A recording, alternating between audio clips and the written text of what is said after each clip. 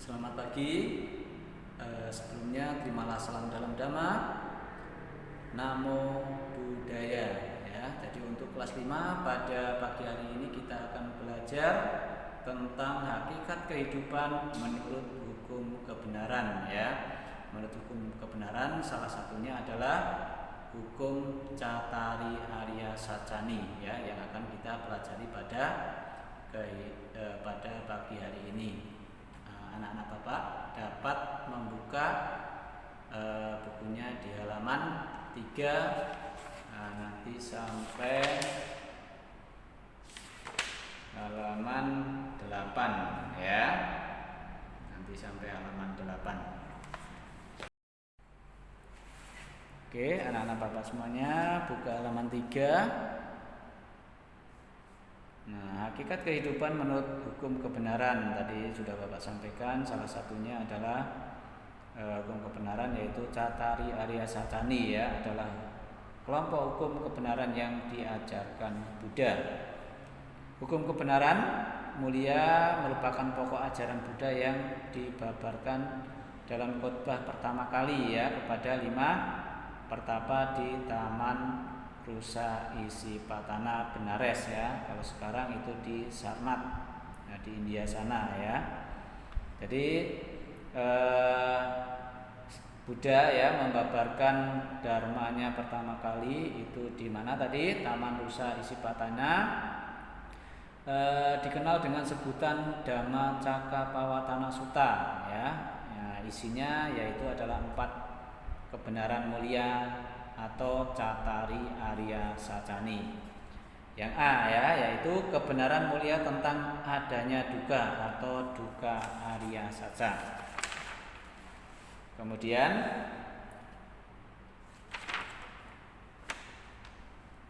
yang kedua atau B ya, yaitu kebenaran mulia tentang adanya sebab dukkha atau disebut dukkha samudaya Arya Saca. Yang C, kebenaran mulia tentang lenyapnya dukkha atau disebut dukkha nirodha Arya Saca. Dan yang D, kebenaran mulia tentang jalan untuk melenyapkan dukkha atau disebut dengan dukkha nirodha gamini patipada Arya Saca ya. Jadi hakikat kehidupan dalam kondisi kehidupan yang kita jalani adalah dukkha, bahwa semua bentuk atau ciri kehidupan yang ada di alam semesta ini sifatnya selalu berubah ya. Pasti ada perubahan di dalam kehidupan ini ya. Contohnya pada diri kita ya, tubuh kita ya. Jadi yang dulu dilahirkan masih kecil mengalami perubahan kan, menjadi besar ya. Kemudian 4 kebenaran mulia ini disebut juga jalan tengah, yaitu ajaran yang berada di tengah-tengah 2 paham ekstrim, yaitu paham yang tidak terlalu terikat pada keduniawian dan paham untuk tidak terlalu menyiksa diri yang berlebihan. Jadi 4 kebenaran mulia ini juga disebut tadi jalan tengah, yaitu tidak ekstrim juga tidak terikat pada keduniawian. Oke, kita bahas satu persatu tentang Cattari Arya Sacani tadi ya. Yang pertama Bapak semuanya.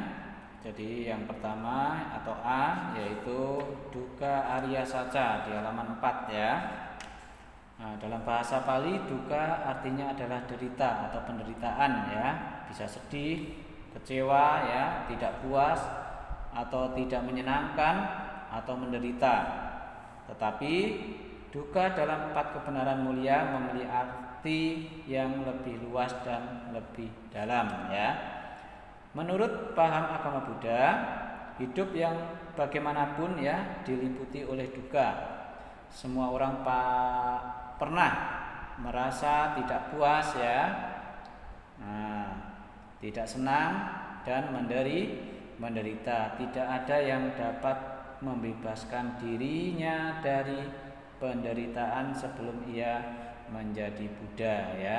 Jadi kalau sebelum menjadi Buddha atau menjadi orang suci arahat ya, pasti kita akan mengalami itu ya. Kita merasa tidak puas, tidak senang atau menderita ya.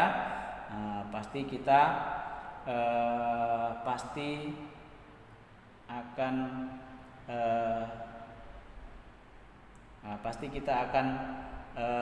merasakan hal itu ya. Kemudian di halaman 5, semua yang lahir akan mengalami duka atau penderitaan seperti ditinggalkan oleh orang yang kita cintai ya. Kehilangan barang yang kita senangi, itu adalah penderitaan ya. Tidak tercapai apa yang kita cita-citakan, kita menderita juga. Bergaul dengan orang yang kita benci ya, kita bersama-sama dengan orang yang kita benci ya, itu timbul penderitaan ya. Sakit, umur tua dan mati akan menyebabkan kita menderita. Kebahagiaan dan penderitaan yang silih berganti juga disebut duka ya. Hidup ini pada hakikatnya adalah menderita. Banyak orang salah mengerti dan beranggapan bahwa agama Buddha adalah ajaran yang pesimis ya, yang memandang dunia ini dari sudut negatif. Ajaran Buddha adalah ajaran yang realis ya dan objektif. Buddha memandang segala sesuatu menurut hakikat yang sebenarnya berdasarkan pandangan terang. Selain duka, Buddha juga mengakui adanya berbagai bentuk kebahagiaan, baik material maupun spiritual. Akan tetapi kebahagiaan ini juga selalu berubah-ubah dan tidak kekal ya. Jadi memang di dalam kehidupan kita ya, ada suka, ada duka ya. Kadang kita suka, kadang kita menderita ya. Jadi itu silih berganti. Nah, perubahan itu disebutkan oleh Buddha itu termasuk juga penderitaan ya. Kemudian di halaman 6, ada 3 macam duka ya. Yang pertama yaitu duka-duka. Apa itu duka-duka? Yaitu duka sebagai penderitaan biasa ya, penderitaan biasa, contohnya dilahirkan, berusia tua, sakit dan mati, berkumpul dengan yang tidak disukai, berpisah dengan yang dicintai ya, tidak tercapai yang dicita-citakan dan lain sebagainya. Itu adalah termasuk duka-duka atau duka biasa ya. Kemudian viparinama duka yang kedua, yaitu duka sebagai akibat dari adanya perubahan-perubahan ya. Contohnya ya, mungkin tubuh kita saat ini yang wanita cantik, kemudian sesudah tua ada perubahan di dalam wajahnya, mungkin rambutnya berubah menjadi putih, wajahnya jadi keriput. Nah, itu duka karena adanya perubahan. Kemudian sangkara duka, yaitu duka sebagai akibat dari keadaan yang berkondisi.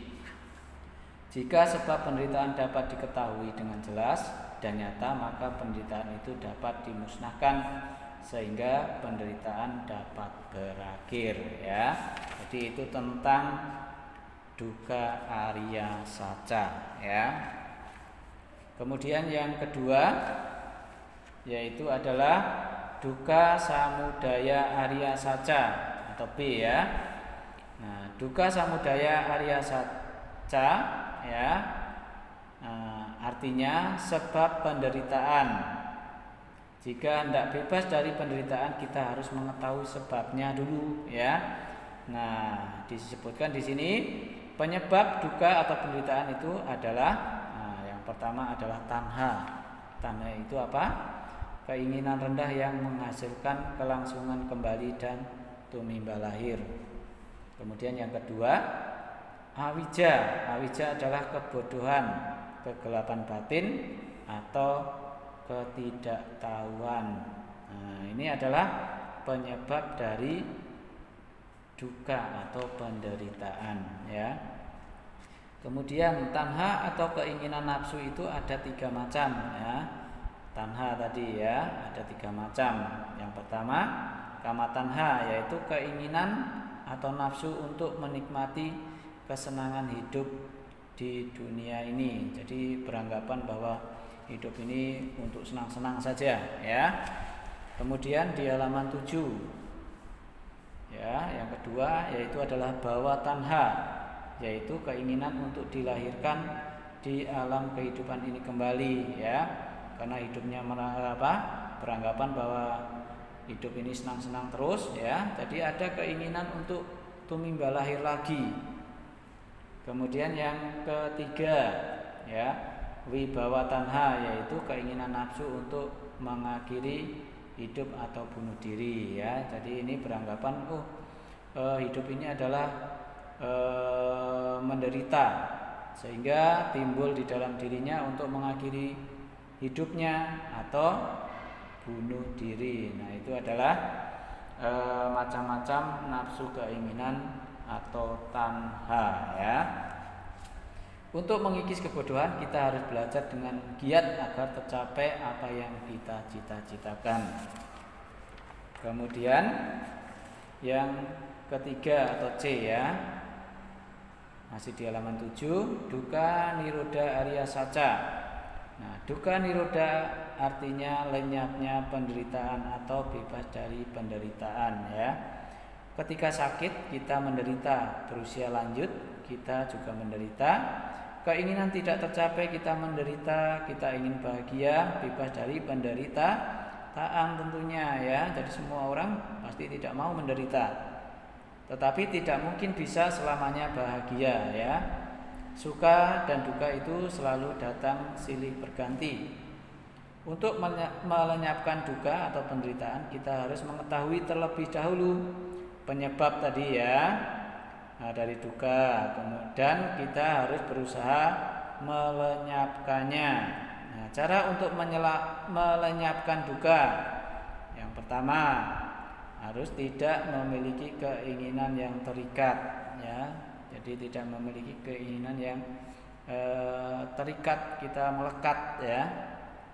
Kemudian yang kedua, berusaha untuk menghentikan hukum kebenaran, ya, yaitu dengan cara mencapai nibbana itu, ya, maka kita akan bebas dari penderitaan.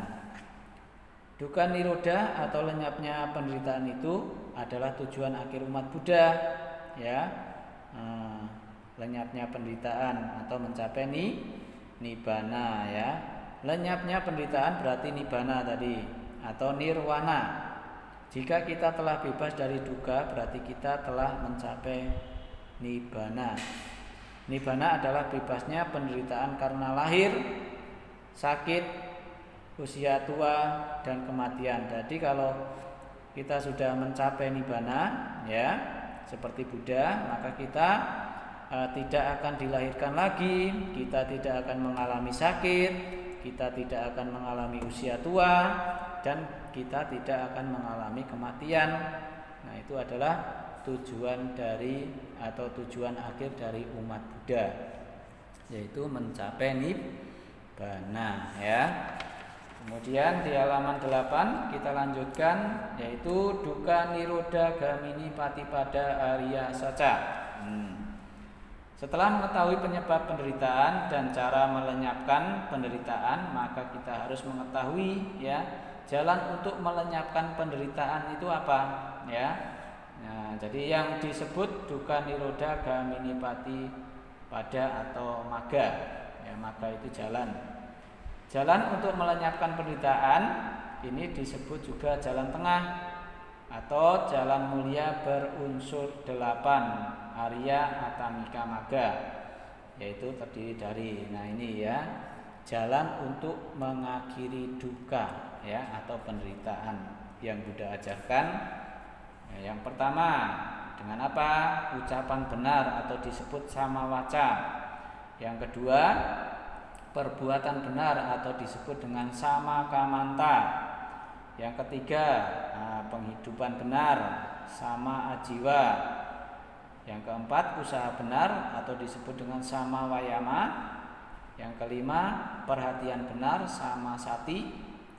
Keenam, konsentrasi benar atau disebut sama samadhi. Yang ketujuh, pengertian benar atau disebut samaditi. Kedelapan, pikiran benar atau disebut sama sangkapa ya. Jadi Buddha sudah menunjukkan ya jalan untuk mencapai nibbana atau bebas dari penderitaan tadi ya, lahir, tua, sakit dan mati ya. Jadi kalau kita mempraktikkan jalan ini ya ada 8 ya, maka semoga ya kita dapat mencapai nibbana ya, sesuai dengan yang Buddha ajarkan kepada kita ya. Nah, baik anak-anak Bapak semuanya, jadi itu yang dapat Bapak sampaikan pada kesempatan hari ini ya. Kita sudah belajar tentang hakikat kehidupan menurut hukum kebenaran, yaitu Cattari Arya Sacani ya. Cata itu artinya ada 4 ya. Ya, jadi itu yang dapat Bapak sampaikan pada kesempatan hari ini. Terima kasih atas perhatiannya anak-anak Bapak semuanya. Semoga bermanfaat bagi anak-anak Bapak semuanya ya, menambah ilmu pengetahuan tentang Buddha Dharma. Akhir kata dari Bapak, selamat pagi, Namo Buddhaya.